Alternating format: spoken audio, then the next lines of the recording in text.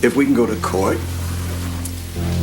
and if we can prove that there really was no resurrection, then we can claim that... If we can prove there was no resurrection.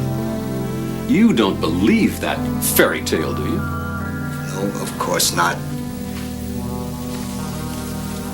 What I mean is that if we can get the court to rule that Jesus did not rise from the dead, then we have the law on our side. So, if the followers of Jesus continue to teach something that the court has ruled to be a lie, then they are obviously involved in some type of conspiracy to stir up trouble. A perfect grounds for legal arrest. Besides, once the court has ruled that it's a fraud, who's going to believe them anyway? Welcome back to Boys Bible Study. Order in the podcast. Order in the podcast. Our movie this week, The Prosecutor, Christian courtroom drama. But as always, I'm Ash, here with my co-host. First witness, first to testify, Scott. Yes, and unfortunately, our co-host Julian could not make it here today as he is being tried as an adult and sentenced to, I don't know, he's doing, what do they say in Office Space? He's doing time in a pound me in the ass prison or something like that. I don't know. Been a while since I saw that one. What are your favorite courtroom dramas? Oh, my favorite courtroom dramas. Yeah. Jeez. Well, one that comes to mind is C. Tom's Lucy's Law. Oh my God! Of course, it's been so long. It's been so long, but yeah, I love that one. Yeah, a pretty compelling film, arguably controversial.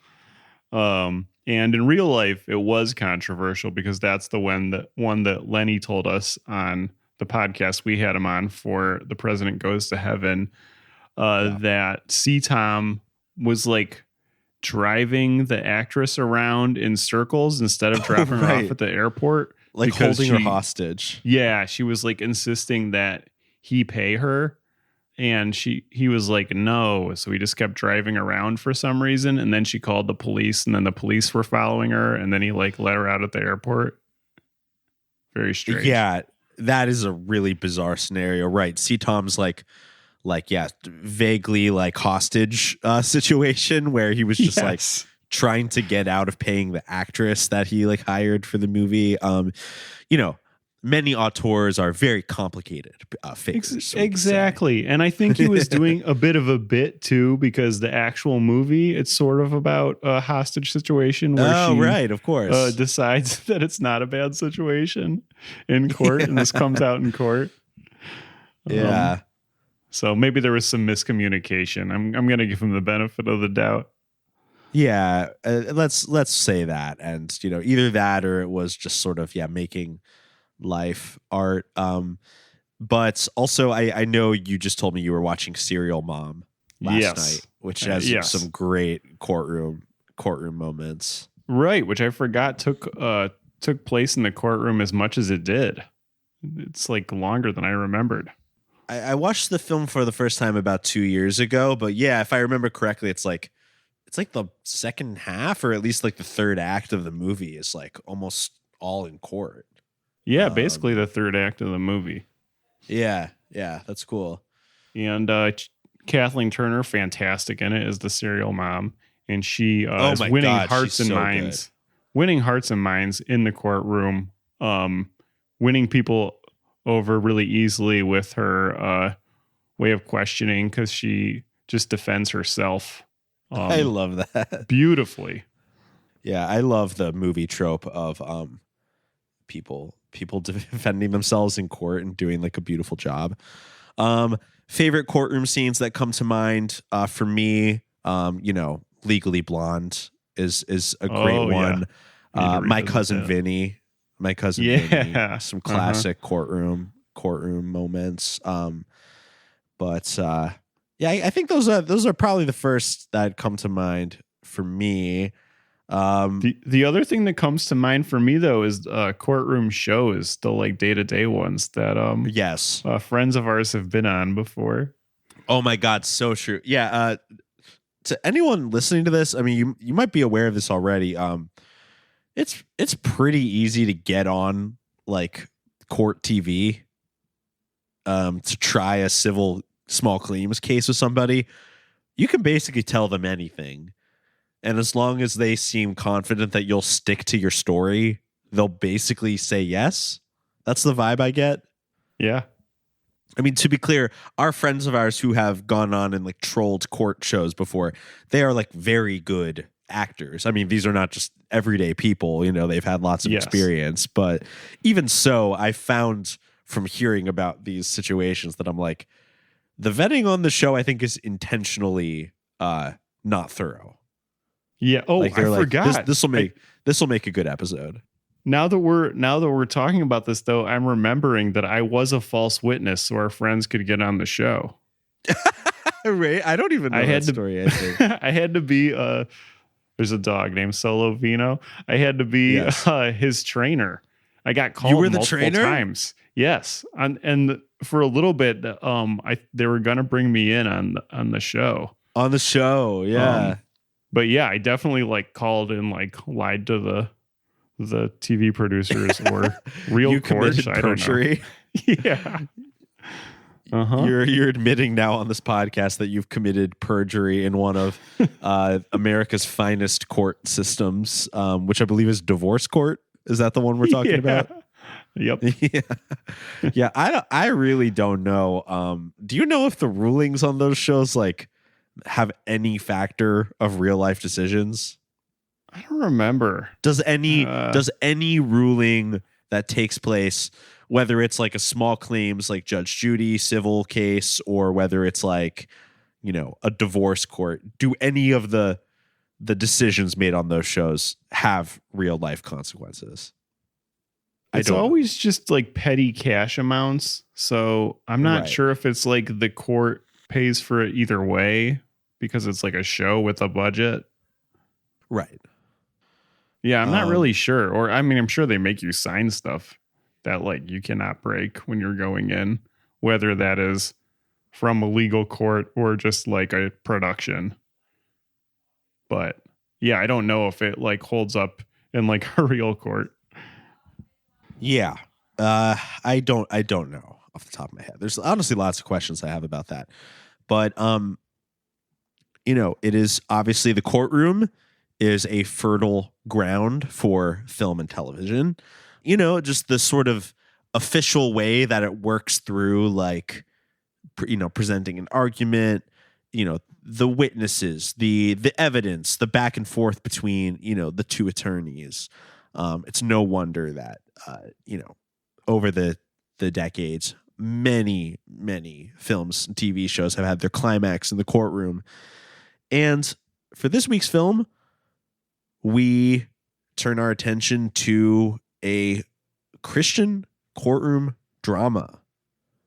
This is The Prosecutor, aka on some platforms, Resurrection Trial, which is just a very like, it's like a movie called Movie. It's like if they renamed Forrest Gump to like Guy Who Runs a Lot. Yeah, I definitely prefer The Prosecutor for a title. Yeah, which as far as I can tell seems like the original title. I mean, I watched it on the YouTube upload that you sent me, and it seems like was that a video rip that you took? Yes, that was from your my personal own account. video rip. Correct. Very nice. So it seems like on hard baked into the VHS tape, that is the original title. And I don't know, maybe for streaming SEO or something, he wanted to call it Resurrection Trial. I'm happy to know that, you know, Barry Zoeller is still throwing his IP around out there for the streaming age, that he, you know, got it distributed to Tubi, and I'm guessing some other sites as well, although I didn't check up on that. But, you know, this week on Boys Bible Study, we are meeting a new auteur, a new character in the BBS universe. And this is always very convenient to me when we meet a new auteur. From what I can tell, this guy only has one film, and it is The Prosecutor, which is great because that saved me a lot of being like, I didn't see that one. I didn't see that one. We can just be like, this is this auteur's artistic statement. And this guy is named Barry Zoeller. He wrote, directed, and produced The Prosecutor. I am going to open up to his Wikipedia page, which I texted you earlier. Yes. Scott's. I looked at that as well. And they did list a couple other things that he produced that I did not see on IMDb. Really? There is one other thing that it says he directed that is on Letterboxd. Oh. And it's a 31-minute short from 1990 called Temptation Control Center. Whoa, that's a sick title. Right? And the blurb says, a supernatural benevolent surveillance agency monitors teenagers in an attempt to protect them from outside dangers and, worse yet, themselves. Oh my God. Wait. I need to see this. I know, me too. This sounds so sick. Temptation Control Center. Barry Zoeller. I'm Googling him right now. I think this might be him on Facebook. I can't tell. I don't have a Facebook account anymore. Got to get one. Facebook Marketplace. That's where it's at now. Yeah, I think you're right. It's the new Craigslist. No, you're right. A lot of shit is going down on Facebook Marketplace. It seems like Instagram and Facebook Marketplace are Meta's most relevant gifts to the world, it seems. But could this be Barry Zoeller? There actually weren't a lot of them on the internet, which leads me to believe it could have been this guy. If so, he is a Vietnam veteran who currently lives in Wisconsin. But I could be another Barry Zoeller. I don't know if it's Barry Zoeller. Oh, fuck. Yeah, Barry Zoeller. This whole time, oh my God, I've been calling him Barry Zoeller this whole fucking time. God damn it. Barry Zoeller. Hey, don't worry about it. We have time to swap it all out. Yeah, I'll just do it. Barry Zoeller. You know what's funny? I might have even said this on the last pod. I don't think so. I think we recorded before then. But yeah. I saw my aunt last weekend, and she had a part-time job like editing this old doctor's books. That he's just like novels he's writing for fun with hopes of them being published. And she was saying that one of the more interesting parts of the project was that occasionally he would be like, okay, so you know how this character was named Barry Zoeller and this other character was named Zoe Bowler. I actually want you to switch their names. Now the other one is Zoe Bowler and this one is Barry Zoeller. Ooh, that's a funny task. Yeah. Yeah. So like sometimes it would just be like a different character had a different person's name, but then other times it was like they were actually swapping. And you have to like keep track of that for a whole book. That's really funny. Wow, to be the boutique personal editor to an imaginative doctor. Yes. Anything is possible, kids. Put your mind to anything. It can be done. Well, Barry Zoeller, the other details we know about him are that this is according to his Wikipedia. I want to point out, top of the Wikipedia, this is how you know an article's good. An editor has nominated this article for deletion. Underneath that, this article has multiple issues. Please help improve it or discuss it. Well, hopefully the secondary source we're creating right now will be enough for somebody to add to this article, make it more airtight. But, because this is clearly written by Barry himself, I'm going to guess that it has pretty accurate information of the stuff he wants people to know. He's a former news anchor and news director of Caro TV, which is Bakersfield, California's local television station. So that made sense to me because, we see some good palm trees in The Prosecutor. So I was like, and his company was called like Pacific Christian Company. That was like his production company name. Yeah, Pacific yes. Christian Productions, PCP. Yes. Holy shit, I didn't even think about that. Yeah. So actually, that like totally tracks to me. Like if you look at this film, because knowing that about him, did this film not have the look of like a well put together newsroom production? Yeah. Like, I think it did. Just the camera work. He would do this thing where he would do like slow stylistic like pans and zooms that kind of reminded me of like when a news broadcast starts and the camera like moves into the studio and like one of the anchors like turns around. Yeah. Yeah, no, it definitely had like, it felt like it was made for television by people who made television. Yeah, absolutely. Absolutely. No, it was very professional, very well directed. Definitely, this is for somebody's maybe first film. Although I'm learning from his Wikipedia, he also produced a film called David, and he also made, of course, Temptation Control Center, or Control Center. So, maybe he had some more practice, but still, for this to be your main offering, your only offering as a filmmaker, and for it to have such technical, prowess on display, Barry obviously knows what he's doing. I'm surprised he didn't make more movies.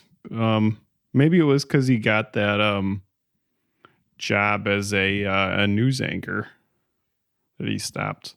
Yeah, I wonder. It currently says on Wikipedia as well that he is the director of corporate communications at a company called the Tejon Ranch Company.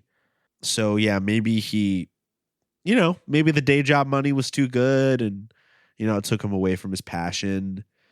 This company is like an agribusiness company. I guess he does like corporate communications for them. Can't really speak on that, but he's running the Temptation Control Center now. He's director of Temptation Control Services at the Tejon Ranch Company. He's making sure teens don't post lies to TikTok. Yeah, about land conservation. He's making sure teens don't post don't place invasive species on various tracts of land in the Southern California region. Also, I love this final sentence of his like bio on Wikipedia. He was a losing contestant on the game show Joker's Wild in 1982. You remember this one? I feel like I've seen this on Game Show Network before, but maybe not. Yeah, and I've never heard of that before. Yeah. Oh, you know what? I'm thinking of Card Sharks. Joker's Wilds. It was, who cares? But I guess he was on that show once and he lost. But, he's a winner in our hearts. Exactly. Yeah. Looking at his Wikipedia, it seems pretty clear that he's still very involved in Bakersfield and the that region of California. So Kern County, he's a trustee on the Kern County Museum. Oh, board. Very cool. Yeah. Very cool. So yeah, he's a SoCal boy just like me. And I would love to, it seems like he's alive, active, working. So, Barry, please, if you hear this, like, I know it's no small task, but we would love to see you get back in the studio working on a project. Hey, if you need a leading man, I'm right here. Ash Nerve. I'm about to make my film debut in Three Angels Powers, Chian Blaze of Fury. So, you can watch me in that and then decide to cast me in your next projects. We just got to screen it in Bakersfield. That's what we need for him to see it. And then, my career will surely just keep ramping up from there. But this is The Prosecutor. So this is, as we said, a Christian courtroom drama. It really takes place basically entirely in the courtroom. with some random asides and reminiscences that take us to other locations, but mostly in the courtroom. The film is about an hour long. It's 55 minutes long, I believe. And it has quite the ensemble cast.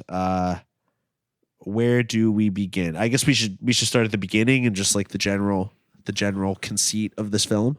Sure, just starting with the premise. So what we have here is, what if instead of back in Bible times where everything was dirty and people wore rags, Jesus came and died for us today in 1983. Yes. And how would people respond to that? Would people believe in the resurrection? If the resurrection was in question, how would they go about proving that? What would that mean for the world? Yes. A wonderful conceit for a couple reasons. First of all, I love the fact that he got around having to put people in Bible times costumes. Yeah, good for him. Yeah, right. I don't even think that was his goal. Like, he probably would have risen to the occasion and done a fine job if he really had that as his vision. But, we've seen so many fucking films where people are wearing like, they went to the fabric store, got, 6 feet of blue linen and wrapped it around the guy. And so it's really nice to see people sort of smartly dressed in 80s, day-to-day casual and formal styles instead of, seeing dusty rope belts. Holding or worse, together. Very clean rope belts, which is often the case. Right. Yeah, it's true. It is really hard to find the right balance. I mean, you got to have a good production designer on there. Just how dirty should your shawl be when you're making a Bible times film? It's a good question, and a lot of people don't ask it when they're working on their production. It's true. I'm telling you, one of these days we're gonna have a boutique, very lucrative business consulting Pure Flix, who are now called Great American Pure Flix, by the way. We will have a boutique business as consultants to Great American Pure Flix, making sure that their Bible productions, their Bible Times era productions, avoid certain pitfalls. Oh, and this is actually available on Pure Flix as well. The old Tubi Pure Flix combo. Okay, lovely. So Pure Flix must have perhaps acquired it from Barry in some capacity. I mean, this is really not a bad film at all. So this would totally be an asset in, some Christian distribution companies like Content Pile, it really is quite a competent, inoffensive and watchable film. Like, I've got to say, not to get ahead of myself, but it was. I have written in my notes, we've done suing the devil. Now it's time for suing Jesus. Yeah, it's the other side of the coin here. A great combo. Yes. And suing the devil, what's his name? Why am I blanking on his name? Timothy Che. Yeah. He could take he should have watched this movie first. I feel like I don't think he saw this movie before he made Suing the Devil. Probably not. But I wish he had, because Suing the Devil is, although fantastic, too long. And it's easier to prove your case than you think. Yes.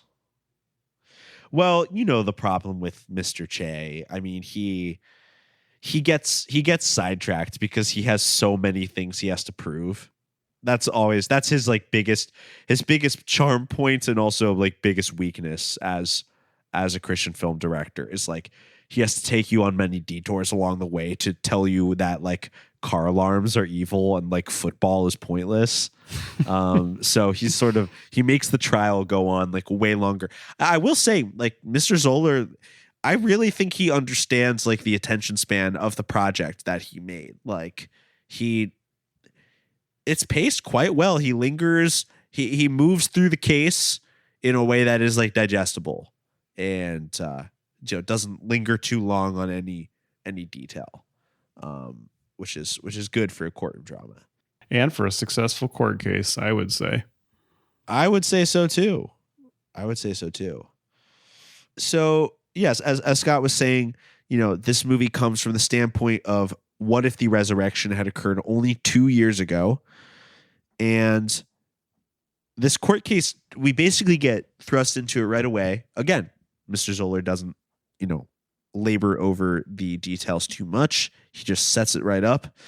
We start in sort of like a secret chamber of some high-ranking government officials of some kinds, and it seems like they're basically admitting right away, like, we killed Jesus. And we did it because this Christian movement has become too popular and caused too much unrest. And now this resurrection stuff is happening. Like, we need to nip this in the bud. How are we going to do this? And their answer is that they will prove in a court of law that the resurrection has not ever happened, therefore making it illegal for Christians to continue talking about it because it will have been proven false. So interesting setup. Right. And because in my head, I was remembering that the Christians took this to trial, but that is not the case. The state does. Right. On their own terms. I believe the state takes to trial. They're so confident they're going to win. Now, this is one of my favorite parts about this movie, which is like, so again, I get it. It's a movie. He's using this mechanism to present, the case for the resurrection, which is obviously one that we, the audience, are supposed to hear and be convinced in our own hearts. This isn't just a case being done for the sake of people in the universe of this movie. This is also a case that we are supposed to relate to. But the thing that I love about not just this movie and Christian movies, but also like a lot of films from like earlier than 20 years ago, is that they come from the presumption that like the general public will agree on something if like an approved body of experts or legal people like prove it. I always love seeing this in movies. It's like so naive. Yeah. Yeah, that is pretty funny thinking about that in terms now. Actually, even watching Serial Mom last night in court, one of her points of interest that gets them to discredit a witness is that she points out that she wasn't recycling. And everybody's like, right. And because it's like 1994, so it's like, better. In 1994, you're supposed to recycle. Right. And like now that's like a partisan issue and nobody gives a shit. Oh, right. Yeah, absolutely. I mean, someone would just like choose not to recycle on account of like owning the libs or, whatever. Like it would be like literally a status point to some people. I mean, I obviously, again, in Serial Mom, that moment is still a bit satirical, but like, imagine that, conclusively now being used. If someone tried to use that as like a character assault, someone would be like, it's my right not to recycle. And then like they would become a celebrity on right-wing Twitter. But you know what movie I hopefully I'm not mixing this up with another movie. I remember when I watched the adaptation of The Dead Zone. That film that was an 80s film as well, right? Yeah, it's literally same year, 83. I watched it with our friends Kyle and Gina, and if I'm not mistaken, correct me if I'm wrong, at the end of that movie there's a big thing where there's this like insane guy running for president who they have to stop, basically. And at the end of the movie, he's finally discredited because when he is being shot at by the main character who is supposed to assassinate him, he like holds a little kid up to be a human shield. Right. And the media sees him do that, and then they're like, it's over for this guy. He is disgraced. He will never be the president. And I remember watching that movie in like 2017 or something and being like, There's no way that would discredit him now. They would just be like, that was like AI generated. It didn't happen. Yeah. Right. There would be like conspiracies and oh yeah, they'd be like, oh yeah, someone like he was saving that kid, or like someone was like holding that kid, like blah blah blah. Like they would easily find a way to explain that away, and or just no one would see it because there's just so much media. right. You know, it just there's no way nowadays that you can conclusively prove anything, and even if you did, for that proof to impress itself upon the public at large. There's just too much evidence, too much. I mean, there's too much evidence in any. You can prove anything you want to prove, so it doesn't matter. That aside, Yeah. Yeah, that aside though, they do use some, I don't know, some of the questioning techniques were a little bit like kind of ahead of their time, I guess, to an extent in that. yeah, Like you can't prove anything, yes, to your point. yeah. Oh, you mean in the Prosecutor? Uh-huh. Yeah, totally. Well, you know, the other thing about the Prosecutor is that it does, at the end of the day, I think it's pretty cleverer than a lot of Christian films. But you know, at the end of the day, it is doing the Christian film thing where it is filming a debate between two people trying to prove the existence of God. And of course, the great thing when you're writing a movie trying to prove the existence of God is that you can just write both sides of the argument. So, you know, your side wins. You're not actually having like a live debate. You know, you're choosing the pace at which the evidence is presented. So Yeah. your side looks pretty good. Yeah, the lawyer proving the resurrection was top notch. Oh my God, he was great. His name in the movie is Michael. Michael Lindsey. Michael Lindsey. Yes, he is a young upstart lawyer. So the attorney general is representing the, I guess the prosecution side in this trial that has been called by the state to prosecute like the idea that the resurrection is fake. They have appointed to represent the defense that the resurrection is real. The attorney general has somehow his student has been nominated to do this, because he gets into the courtroom and the attorney general is like, it's you. Good to see you again. Like, hope I didn't teach you too good. Haha.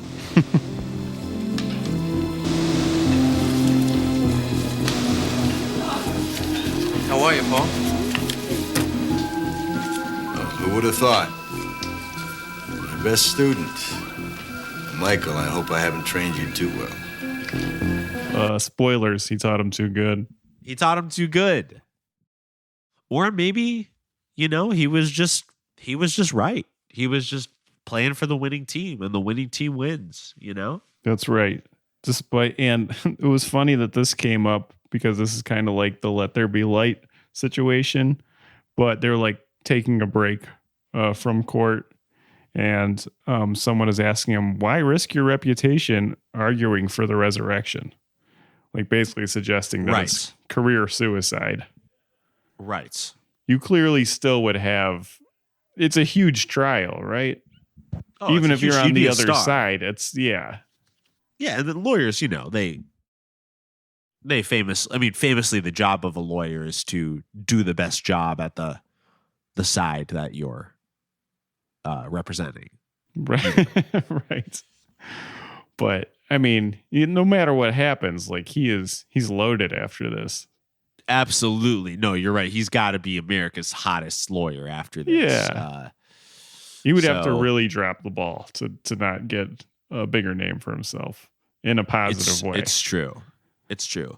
But again, you know, these movies, one of the funniest things about these Christian movies is that, you know, they set the terms of the universe that they're creating. And yeah, one of the terms of this universe is that even though it is like literally the biggest trial sort of in world history, it's all still sort of like, well, we got a new lawyer sort of trying it out. Like, like he's the only one who would take the case. It's just like, it's sort of, it removes certain aspects of like what we know about how media and like fame and things like that work, to just because it would be way more complicated to confront that. Some interesting world building details that I liked from early on in the film. There's a statement that I think this might have been from a news broadcast, but it said that the Metaphysical Society was demonstrating against the resurrection, claiming that this teaching affects their businesses.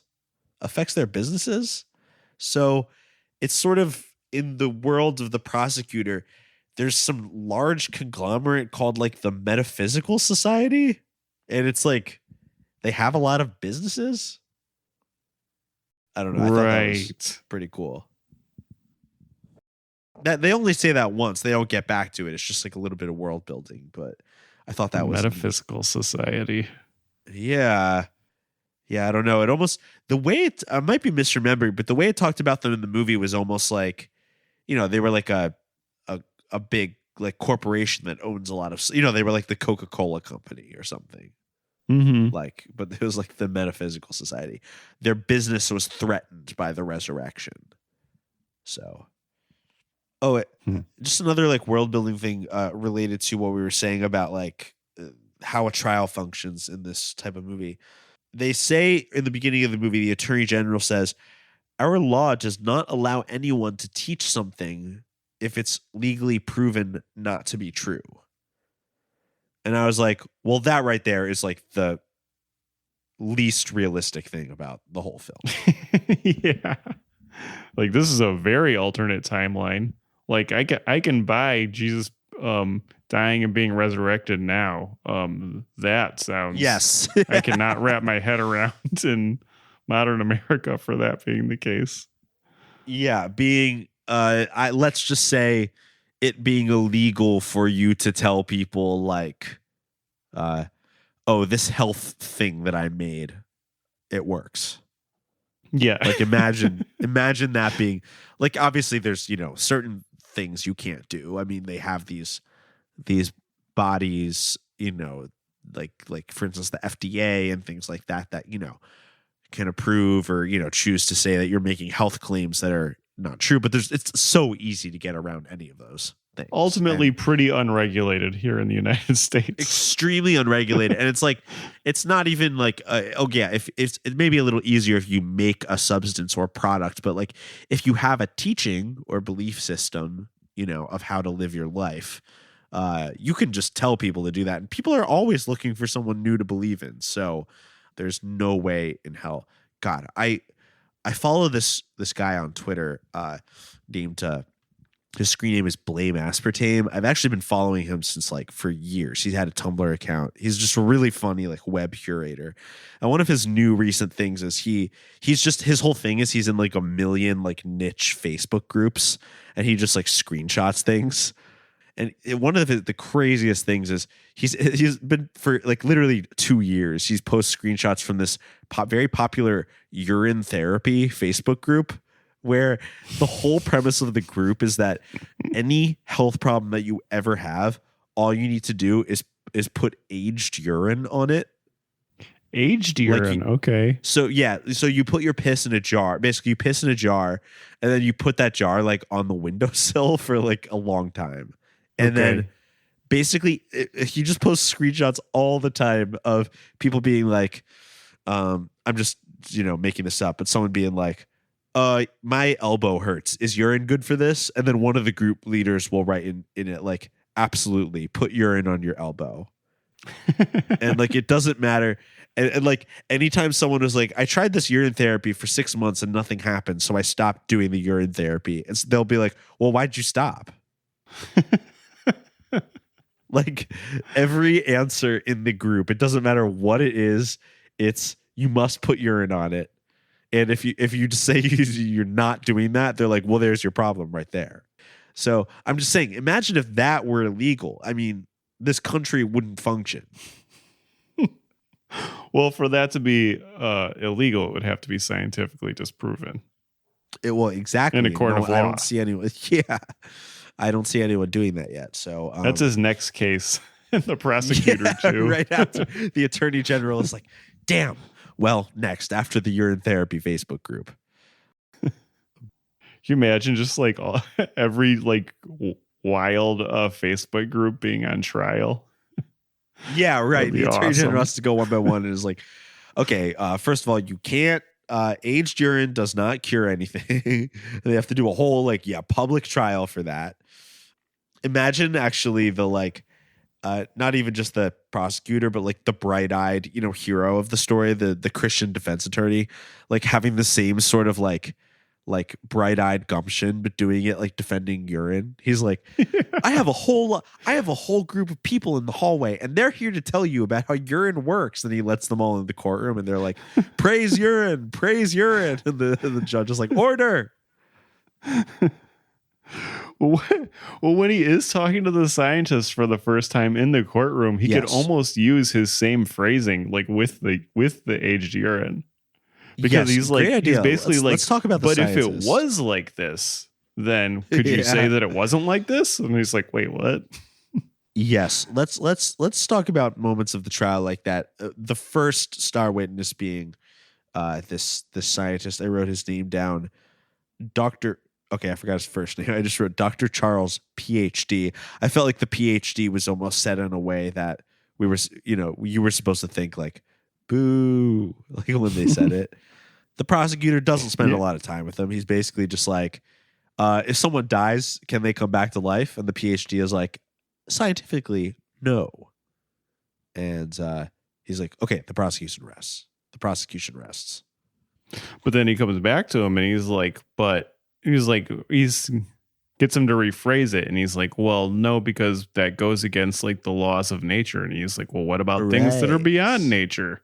And he's like, there's not things beyond nature. And he's like, but if there were, could you say that you couldn't come back from the dead? And he's like, what? And then basically after another minute, he's like, okay, now that I am forced to answer this question, I guess, if there's things beyond nature, then technically, yes. He's like, right. That's what I thought.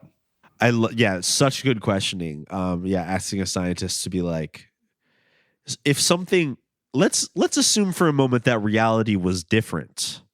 What would your answer be then? And the scientist is like, I don't know. I guess it would be different. Aha! I'm going to put in the whole clip because it's like a great 2-minute back and forth.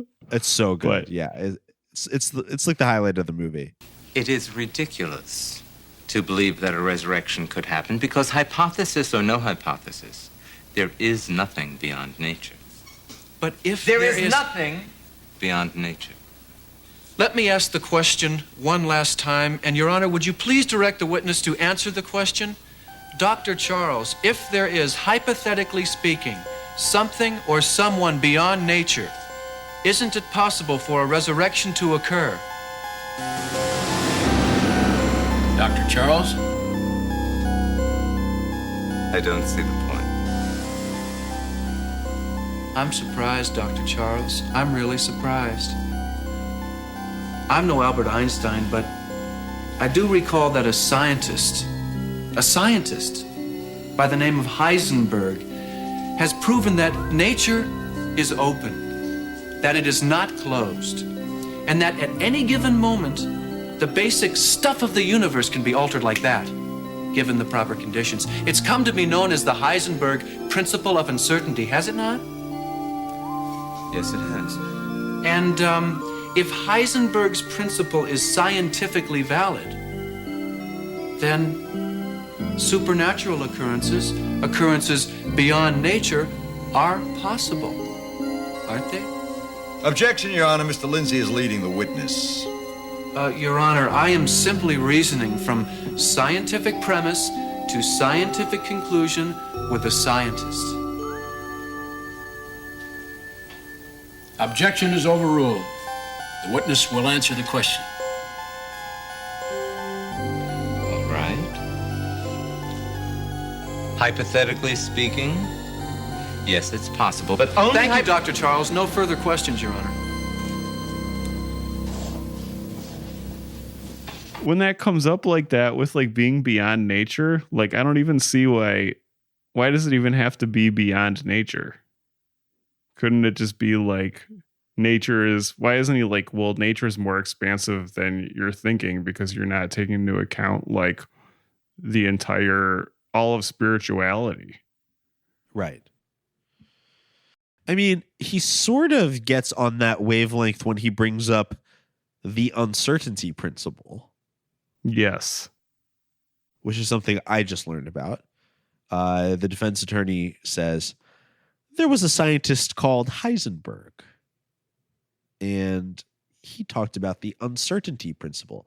So, of course, I looked that up, and I don't really get it. It has to do with quantum mechanics, which is like, this is such a great Christian thing to do, is quote quantum mechanics, like principles that you like vaguely understand, because quantum mechanics, first of all, literally no one knows what it is, right? Except for like Einstein and Heisenberg and a couple people like that. It's, you know, it's like the philosophy of science.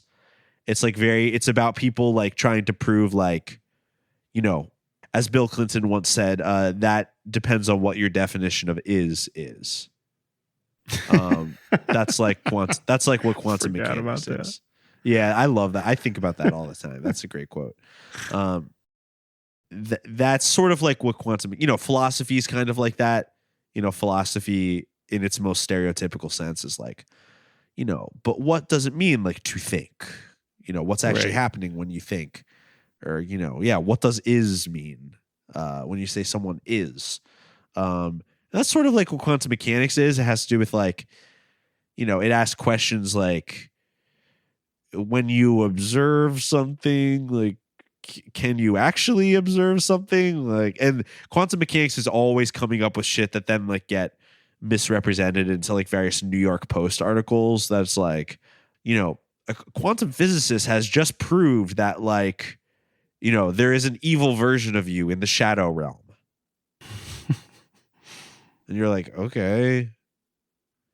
I think it's really cool, but like, I find that I find that quantum mechanics is frequently, like, as a trope in Christian stuff, being used to be like, okay, well, there's this one quantum physicist who says that sometimes weird stuff happens. The supernatural is possible. So yeah, Jesus could have been risen from the dead. And you're like, well, yeah, I mean, I guess he did say that. See, I'm more on that tip. I like using the actual pre-existing. Because he does a good job. Let's be honest, he does a good job. Oh my God, he kills it. But I like it when he like flips the science on you, and he can't be like using these, like, the uncertainty principle and talking about Heisenberg at one moment, and then at the other moment being like, but what if no science? Right. Just stick to the science and like own it. Just talk circles around the scientist. You got the gift of gab. The scientist just knows whatever field he's in. Exactly. Yeah, and I mean, that's, you know, that's what it's all about. I mean, he's trying to. The science doesn't matter. What matters is making a case to the jury. Yeah. And that's just how it goes. I mean, that's real life, you know. It was my only complaint with his argument, just being like, well, what if it's beyond nature? It's like, no, that's not what nature is. That's it. Right. Either God created everything or not. Or yes. Yeah, I thought that was definitely a flaw in his questioning.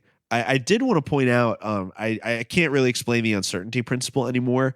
I did read the article, the Wikipedia article, though, and apparently somebody who disagreed with the uncertainty principle for reasons I cannot explain is Albert Einstein. Famously one of history's smartest guys. I know if Julian were here, he would be agog at that. He's a big Einstein fan, mostly just because of the fact that Albert Einstein put out his tongue one time. That's right. And that's Julian's favorite thing. Yeah. And you're it's also famously funny good at taking selfies. Yeah. Well, it's just funny. The Albert Einstein thing is funny just because, like, this is not Einstein's fault, but there's a lot of like Christian chain letter type stuff that like misattributes things to Albert Einstein. of like a young Albert Einstein, or that's the classic, and that man was Albert Einstein. Mm-hmm. It's like, a young physics student asked his teacher, but like, if light is the opposite of dark, then is not nothing the opposite of God? Or like some shit that doesn't make sense. Right. And then But it's The like, that Secret man does was that, Albert too. Einstein. Yes, Right. The Secret absolutely does Yeah. that. But then it's funny because in this movie, they're like, and Heisenberg made his famous uncertainty principle. But if you look, like, Albert Einstein like spent his life arguing against this principle. It's just kind of funny. Man, the state should have brought Albert Einstein into the court. Yes. Oh my God. That would have been so sick. They do not bring Albert Einstein, but the next witness is... Okay, yeah. hold on. They could like secretly get Jesus to raise Albert Einstein from the dead, but they like can't tell anyone that that this happened. You're right. Then that Yeah. goes against their own case. The defense attorney would have been like, where'd you get Albert Einstein? Like it But, turns out he never died. Right. Yeah. It would have been a little counterintuitive for the prosecution. I do want to bring up the second witness, Colonel Jacobs. I thought this witness was hilarious.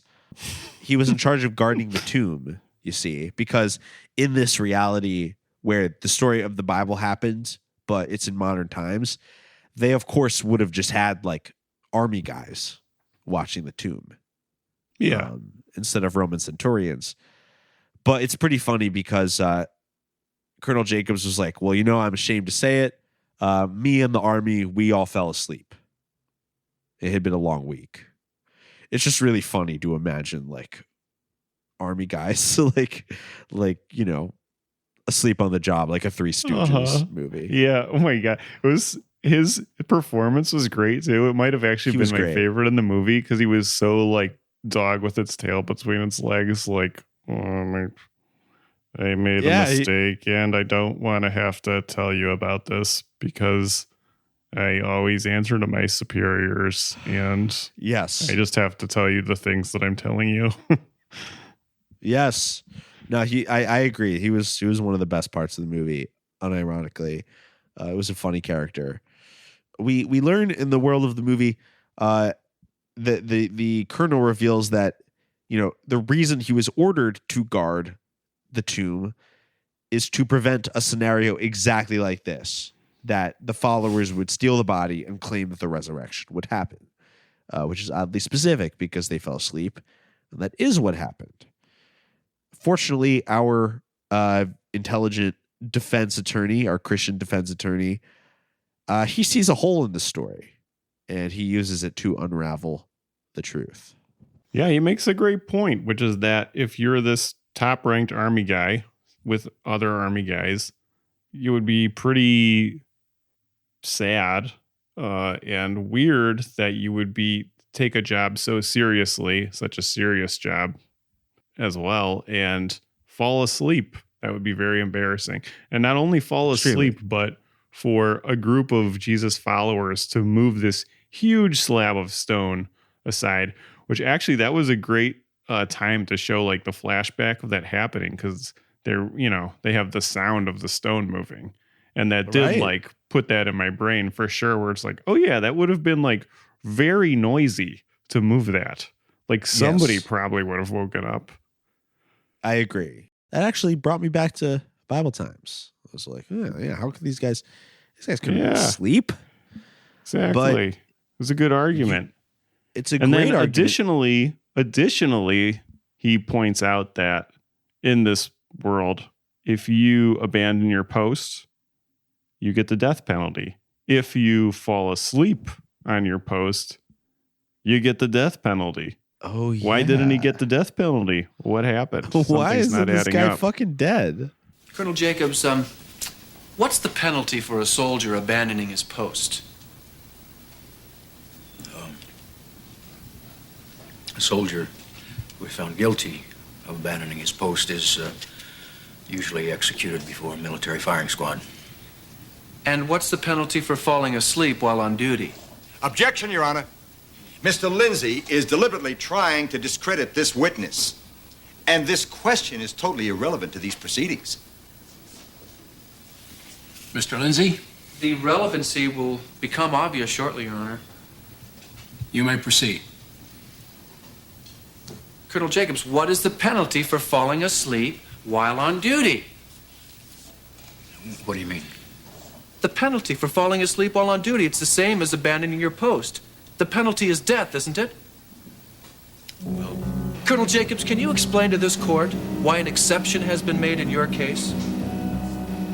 According to the law, you and your men should be dead. Can you tell this court why? You can testify here today that the disciples stole the body while you were asleep, when if that was true, you should have been executed for it? Is that true? Like in real life? They I kill don't you in the think army so. if you fall asleep? That's probably not true. Especially, I mean, listen, it's less and less people are joining the army. They have to loosen some of these rules or nobody's going to join. Jesus. Also, if they don't want you to fall asleep, like you're not falling asleep. You will be loaded with drugs. That's a good point. Yeah, they give you the same stuff they give Joe Biden. You know what I'm saying? Exactly. Oh my God, I would love to see his whole pill regimen. I actually was me thinking, too. I was talking to a mutual friend of ours the other day about like it would be cool to have a podcast about just every like major U.S. politician's like health regimen and like what kind of that's pills they cool. take or don't take. Interesting. I would just be fascinated by that. Yeah, that would be really, really cool. You could also like bridge it into their like spiritual and like just day-to-day like health superstitions and philosophies. Oh yeah, that'd be even better. Like Reagan's. I feel like you could get into like Reagan's astrology, like fascination. The fact that they hung out with Manly P. Hall, which is cool. Shit like that. But yeah, I like how the defense attorney then uses this using logic and reason. He gets the army official to admit that he is currently committing perjury because he was ordered to do so. As a military man, I obey the orders of my superiors without question. That's why I testified that the disciples came and stole the body. Frankly, I don't know what happened to the body of Jesus. All I know is that I have never seen anything like that in my entire life. He was ordered to say that he fell asleep. Really, he did not. He saw something unexplainable beyond nature, even. There was an earthquake, and some other stuff happens. And I wrote in my notes, military man lies on stands because he was just following orders. Makes you think. Made me think that if he had been ordered to jump off a bridge, he probably would have. Yeah. Wow. Yeah, he says he's never seen anything like what actually happened. Can't even describe it. Yeah. This movie very cleverly didn't really show anything because the stuff that they did show looked very good. I mean, all the sets, costumes, performances were all very good. So they didn't try to ruin the immersion by depicting like a supernatural event. No, they did a good job just switching the type of camera motion they had and just shooting at probably whatever the closest cemetery was. Right. And just doing some crazy like handheld, like everybody's running away because something crazy happened. Yeah. Type of shot. But yeah, so we've heard some witnesses, and we actually get to meet some people from Bible Times on the stand as well. Notably, Doubting Thomas gets to go on the stand and talk about how he did not believe Jesus' resurrection until he actually saw it for himself, as is the story of the Bible. Yeah, but I liked their presentation yeah. of Doubting Thomas. Me because too. He was a great. lot of times when you see him in like Bible time stuff, he's like kind of like a selfish dick. Yeah, which doesn't make any sense. Like No. I agree. It's like every Christian nowadays wants to be like, oh, I wouldn't be like Thomas. I would have just accepted the story right at first. Right. The reason that story is in the Bible is because Thomas is us. Like that's the point of that story. Like the point of that story is that not everyone's faith is that solid. Like most people, even spiritual people, need to really see the evidence. Like that's what Thomas is all about. The point, the Bible is saying that, like, yes, there were people who needed more and Jesus gave them more. Therefore, you reading this book that is now thousands of years old can be assured that, like, these things happened. But even so, the story, even metaphorically, it's not a condemnation of Thomas. It's a look at human nature. Yeah, absolutely. Yeah, and this actually showed him that way. It represented him that way. Yes, it did. He was believably a type of person who would be more questioning until they saw it, and seemed like a regular guy. Absolutely. But I think one of the more interesting details of this film is they actually go into the backstory of Michael Lindsey, the defense attorney, and sort of see why he may have had a personal stake in this case that motivated him to take it. We get a look back into his family life and a tragic accident that befell his family, causing him to dedicate himself to the Christian message. Actually, what was the accident? I don't remember. You know what? The movie very classily never fully gets into it. I assume a car accident. Okay. Yeah, because I felt like I was like missing something watching it, but yeah, because he's talking to doctors and stuff, and yes, Doctor. Sorry, Mr. Lindsey.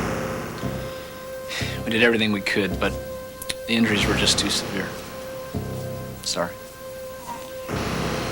I want to see her. Michael, I don't think that'd be a good idea. No, the movie it's actually very classy in the way that they leave some things open. Like even that, like when I said earlier, the world building about like the so-called metaphysical society, like they just sort of bring that up and then leave it up, and you're like, what's that about? But in this case, yeah, his wife has left for a meeting, some sort of Christian meeting. He says to her, like, I thought you were done with all this stupid Jesus stuff now that he's dead. Like, why, what could you possibly still have to say at the meetings? What could you possibly have to hear at these meetings? The wife admits that she believes Jesus to have been resurrected. And, Michael in his flashback says, like, well, whatever, if it makes you feel better, go, And she does go. And she unfortunately never comes back. He gets a call from, police or somebody saying that there's been an accident. But the movie never really says what that is. I assume a car accident, but my first thought was that, did it have to do, was there some violence? Because the movie talks about how there's been like uprisings and like upheaval and clashes between Christians and other people. Like a strategically the movie never placed banana peel, perhaps. You're right. Which is not enough people are talking about that. The banana peel epidemic. But yeah, the point is, unfortunately, she sadly does not return from this meeting. Michael at first, when he meets disciple Peter for the first time, as much as says, like, he blames Peter for his wife. Like, if you hadn't had that meeting, she would have never gone. But, yeah, it doesn't really seem that. Jesus freak Peter, my wife is dead because of you. My name's Peter. I knew Cheryl. Peter? Peter? Jesus freak Peter? Michael, Cheryl. My wife's dead because of you, man. Ooh, that is hard. That is a hard thing to hear. And Peter says, yeah, but he actually yes-ands him in classic improv style. He makes it work. Yes, I did kill your wife, and she is alive because of Jesus' sacrifice. She will live eternally. Do you remember that Christian song? I am a C. I am a CH. Did you ever hear that one? I am a CHRISTIAN. I don't think so. Well, I just remember because it ends by them spelling, and I will LIVEETERNALLY. As soon as I said live eternally, that just like popped into my head. Nice. Anyway, yeah, no, I'm I sure, don't think I ever heard that one. Yeah, you imagine sure at that least going a over. handful of people who have listened to this probably sang that one in their church choir. Yeah, that sounds like a Sunday school classic. I think it is. It's a catchy one. I always really liked that one when I was a kid. But yeah, I guess then that this message of eternal life through Jesus really convinces Michael, and he is very happy to know. I mean, hey, listen, eternal life is possible through Jesus. So, shouts out to Jesus for unlocking the path that will let us live with our dearly departed loved ones in heaven. Yes. So like shout outs. So, Michael took this to heart, and despite the tragic loss of his wife, he finds himself as a follower of Jesus and uses his skill in the courtroom to bring Jesus's message to the masses. And to bring the masses to the courtroom. One of my favorite moves he does as a lawyer. One of the most insane things of the whole movie. When it seems like he probably has this one, he's got the jury leaning on his side. He's like, oh yeah, I got somebody else I'd like to call in. And then he goes to the back of the courtroom, walks to the back of the courtroom, opens the door, and like 100 people start walking through all at once being like, yeah, I've seen Jesus. And he says he's got like hundreds on hand there, which is crazy that it's like this huge trial and they were just right outside the courtroom ready to go. And I've only called a few witnesses. But if you want to hear from a few more. Mr. Lindsey, where are you going? Mr. Lindsey, come back here! Mr. Lindsey, where are you going?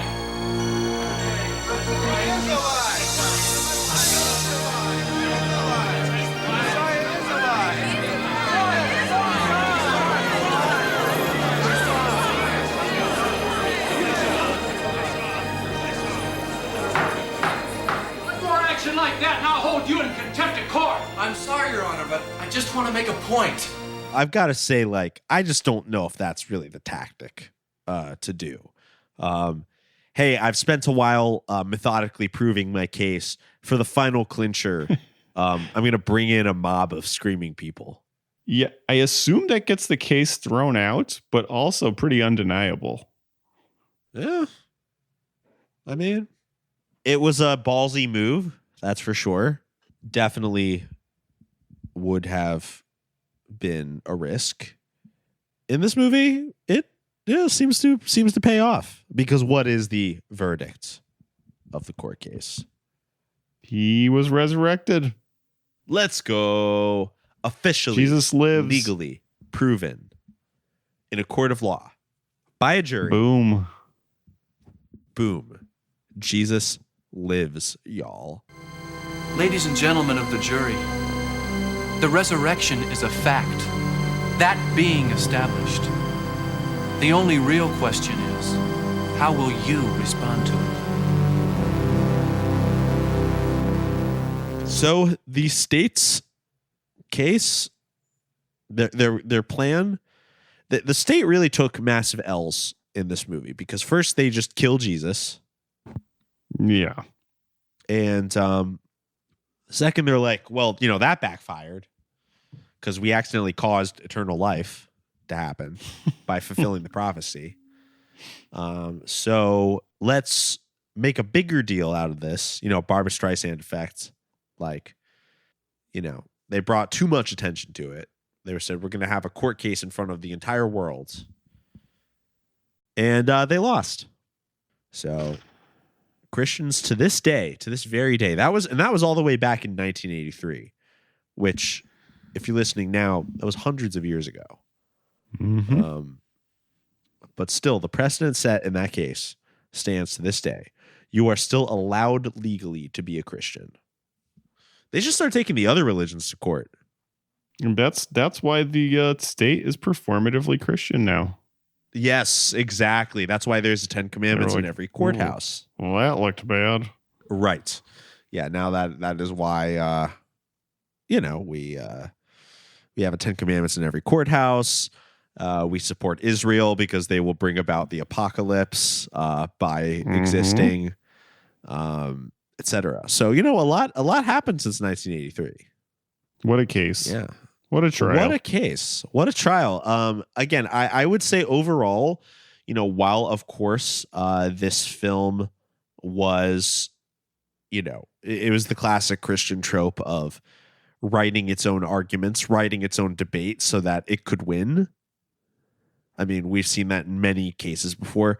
First one that comes to mind, End of the Harvest, the David A.R. White, Cristiano Brothers philosophy debate movie. Yes. Very in the same vein as that. Very. But I've got to say, of all of the films in this genre where the climax is a debate and, the Christianity wins, this movie, The Prosecutor, is one of the best ones. I really think so. Yeah, I agree. It's very good. Yeah, it's just like it wasn't too. It hit the notes just right. It wasn't too preachy. It wasn't too lost in the details. It didn't get too lost in trying to tie up all the loose ends of its argument. It left some stuff up to the imagination, but it was clever. It was. And one thing that was kind of neat at the end of the movie. Hold on a second. Did they even really explicitly say that Jesus won at the end of the movie? Or are we just assuming that because we're watching a Christian movie and Jesus's lessons are still taught to this day? Because at the end, it basically has some red text that's like, what is your verdict?